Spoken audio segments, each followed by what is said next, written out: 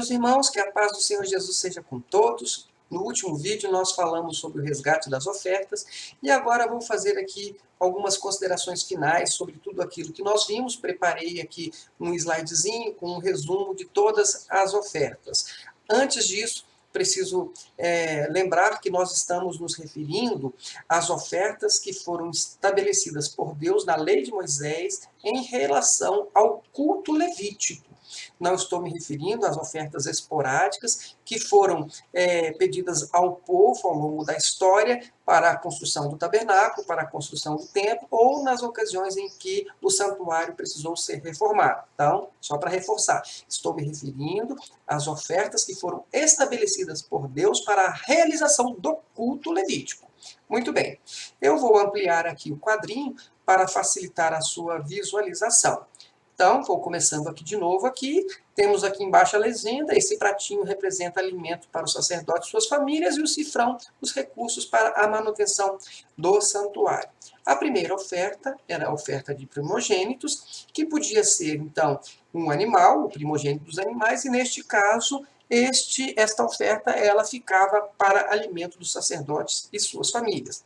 No caso do primogênito do homem, ele precisava, então, ser resgatado com um valor em dinheiro que era estabelecido já na lei de Moisés e entregue no santuário aos sacerdotes. No caso das primícias da terra, dos frutos da terra, era também alimento para os sacerdotes e suas famílias. No caso da taxa de recenseamento, era um valor também em dinheiro, previamente estabelecido na lei de Moisés, o seu valor. Bom, essas ofertas, elas expressam principalmente a soberania de Deus, a primazia de Deus, Deus em primeiro lugar na vida do homem, e também a obediência na medida em que a pessoa ela cumpre com aquilo que o Senhor estabeleceu. Muito bem. Sobre as ofertas voluntárias, nós temos o holocausto, que não resultava nem em dinheiro e nem em alimento, porque ele era completamente queimado.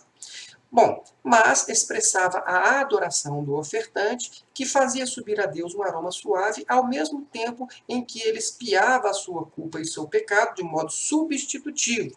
Então, ali, esta oferta do holocausto, ela representava uma adoração. No caso da oferta de manjares, ela se convertia em alimento para os sacerdotes, suas famílias, e porque apenas uma pequena porção, a porção memorial, ela era queimada e o resto ficava, então, com os trabalhadores do santuário. Bom, em relação ao ofertante, ela expressava gratidão e também a devoção, né, a Deus pelo fruto do seu trabalho. Muito bem. As ofertas pacíficas, nós temos aqui que elas também resultavam em alimento para os sacerdotes e suas famílias, até porque aquele animal que era levado ali, ele podia ser comido pelos sacerdotes, e como também o próprio ofertante poderia participar daquela refeição, esta oferta era conhecida como uma oferta de comunhão. No caso das ofertas pelo pecado, como não o cordeiro ali, o animal que era levado para expiação da culpa, ele era completamente queimado, então não resultava nem em alimento para os sacerdotes e nem em dinheiro para o santuário. O mesmo acontecia com a oferta pela culpa. Agora, essas duas ofertas, elas representam o quê? A reconciliação do homem com Deus. Por quê? Na medida em que o homem se arrepende do seu pecado, ele reconhece o seu erro e ele deseja se reconciliar com Deus, então ele leva um animal em sacrifício para que possa, então, ser expiada a sua culpa. A outra forma de entrada de dinheiro no santuário era pelo resgate. Só que o resgate, ele tinha aqui uma natureza indenizatória. Acontecia quando a pessoa ela resolvia então ficar com aquilo que havia sido consagrado a Deus, e ela ficando com aquilo, então, ela indeniza o seu proprietário. Nós já vimos isso no vídeo passado. Muito bem. Então, em relação a estas ofertas, nós já vimos o que elas são. O que são essas ofertas? Então, está aqui especificado, esse quadrinho aqui é apenas um resuminho, mas a explicação de cada uma delas está nos vídeos anteriores. Bom, mas eu queria agora, então, nessas considerações finais, afirmar o que a oferta não é, ou seja, aquilo que a oferta ela não representa, aquilo para o qual ela não foi constituída. Então, é importante nós sabermos disso. Então, vejam só, primeira coisa, o que a oferta não é? da forma que Deus estabeleceu. Ela não é uma contribuição financeira, uma livre contribuição financeira de um ofertante para os sacerdotes, no caso ali, como se fosse uma oferta para Deus. Isso ela não é. Vocês podem observar em todas as ofertas que nós repassamos aqui, apenas aquelas que são em dinheiro, no caso, elas não são uma livre contribuição, elas são previamente estabelecidas por Deus em ocasiões específicas. Por exemplo, se fosse o resgate do primogênito, iria acontecer uma vez apenas na vida do homem, simplesmente uma vez, quando nascesse o seu primeiro filho. Então, apenas naquela ocasião, ele iria pagar, então, o valor que estava estabelecido na lei. Se fosse, por exemplo, então, a taxa de recenseamento, isso aconteceria, eventualmente, quando houvesse uma contagem do povo. E o valor também já estava previamente estabelecido. Então, a parte financeira das ofertas, ela não diz respeito a uma contribuição ali livre da pessoa. Eu vou levar ali uma oferta, um dinheiro para o templo, um dinheiro para Deus. Não, não era exatamente isso. Agora, a outra coisa que a oferta não é. A oferta, ela não é um recurso financeiro que entra no templo para livre utilização da classe sacerdotal. Por quê? Porque o recurso que entrava em dinheiro, ele já tinha a sua destinação específica, já determinada por Deus, que era para a manutenção do santuário. A outra coisa que a oferta não é, ela não é um sacrifício pessoal. Por quê? Não é a pessoa que está se sacrificando. A pessoa está levando um sacrifício, mas o sacrificado é o animal, é o cordeiro, é o substituto. Aquele ritual, ele representa exatamente a substituição. O homem não precisa mais ser sacrificado pelo seu pecado. Ele não precisa mais morrer. Agora ele pode viver. Por quê? Porque outro morreu em seu lugar.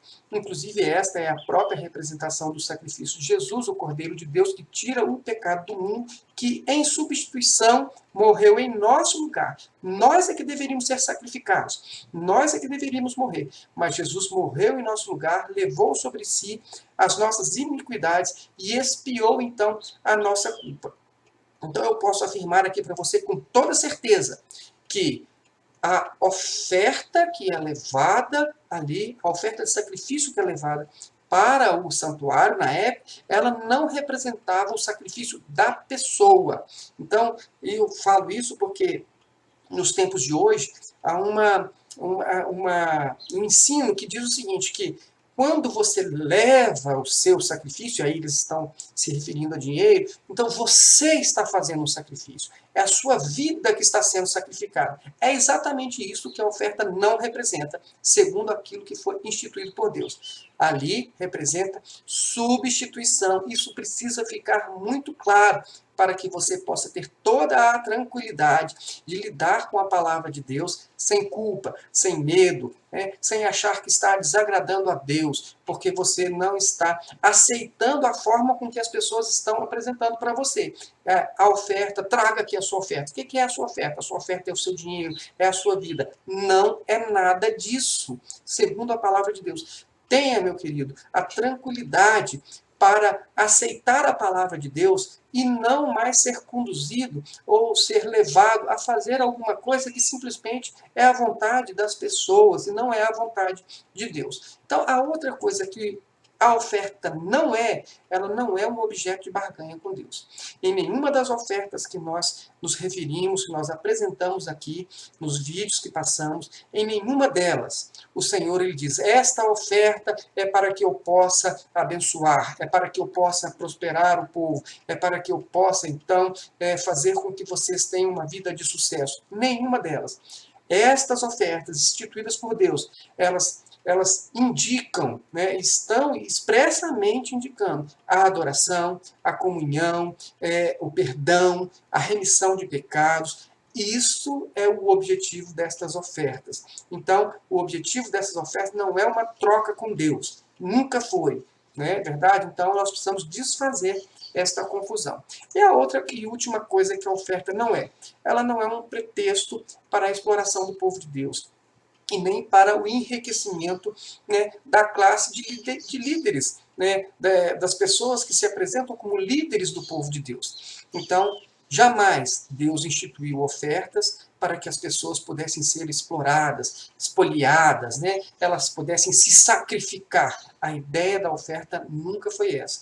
Eu espero que você tenha toda a tranquilidade para lidar com essas questões da oferta sem ser conduzido ao erro e engano. Meus irmãos, que Deus nos abençoe e que Deus nos ajude a não errarmos conscientemente. Uma coisa é quando nós erramos por falta de entendimento, por falta de conhecimento. Agora, a outra coisa é quando nós erramos e levamos as pessoas ao erro conscientemente. Que Deus nos livre disso, que Deus nos abençoe.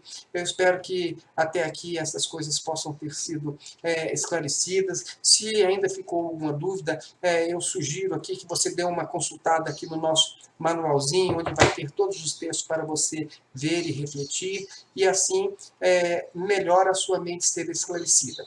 Que Deus abençoe a sua vida. Fique na paz do Senhor Jesus.